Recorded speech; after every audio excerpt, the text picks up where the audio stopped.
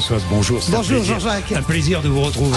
Moi aussi, tous les matins vous n'imaginez pas. Sur l'antenne de Sud Radio. Alors Thierry Baudet, on parle beaucoup. C'est le nom qui est sorti du chapeau. Oui, alors on évitera tout de suite, Jean-Jacques et François Omril, on évitera tout de suite des jeux de mots un peu idiots, Haro sur le Baudet ou Mister No Baudet, vous savez, ça fleurit depuis hier, parce que c'est un inconnu du grand public, mais vous le disiez très bien, Jean-Jacques, avec votre invité, il est très connu de la société civile, Thierry Baudet, et il semble bien encore ce matin tenir la corde, mais vous savez, Jean-Jacques, à quel point vous êtes un vieux routier de la politique, à quel point il est prudent de ne pas vendre le Premier ministre avant qu'il ne soit nommé. En tout cas, si c'est lui, eh bien c'est un choix, ça va pas lui faire plaisir, qui dit tout de l'état d'esprit d'Emmanuel Macron. Pourquoi ? Parce que le président, en fait, Jean-Jacques, il a décidé d'être aussi le Premier ministre. Pourquoi ? Parce que nommer un bleu à Matignon, aussi talentueux soit-il, c'est s'assurer qu'il ne prendra aucun risque, n'aura aucune audace, ne cherchera aucun coup d'éclat pouvant faire de l'ombre au sacro-saint chef de l'État.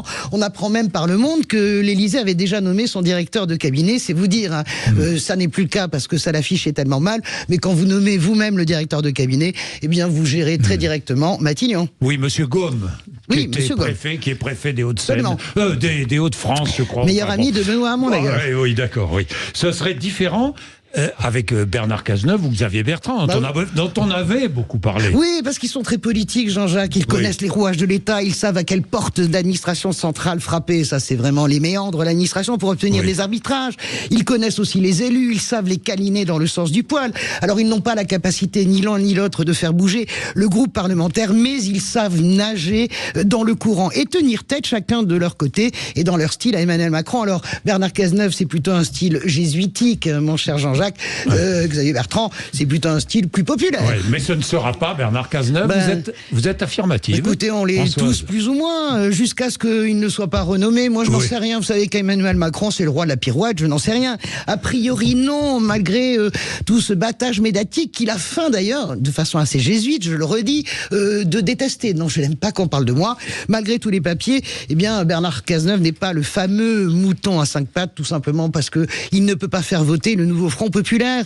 Il serait donc à la merci du Rassemblement national pour éviter une censure. Et je vais vous dire, tout cela arrange quand même Emmanuel Macron, dont la disparition est programmée. Il faut quand même le dire ce matin, parce que c'est la logique implacable des institutions.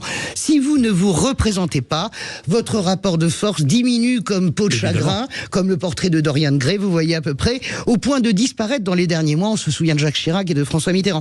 Emmanuel Macron veut évidemment échapper à cet effacement, et ceci explique aussi peut-être sa dissolution et la nomination d'un Premier ministre au profil plus technique pour pouvoir être jusqu'au bout, le croit-il au moins, le maître des horloges. On vous retrouve tout à l'heure. Avec plaisir. Françoise, il se murmure que Emmanuel Macron voulait Laurent Berger comme Premier ministre. C'est vrai ça, François Omril ? Juste un mot, c'est vrai ? Oui, c'est un bruit qui a couru. D'accord. Par intermittence. Moi, je vous dis ce que j'ai entendu. Il est 8h moins 10. Vous êtes sur l'antenne de Sud Radio.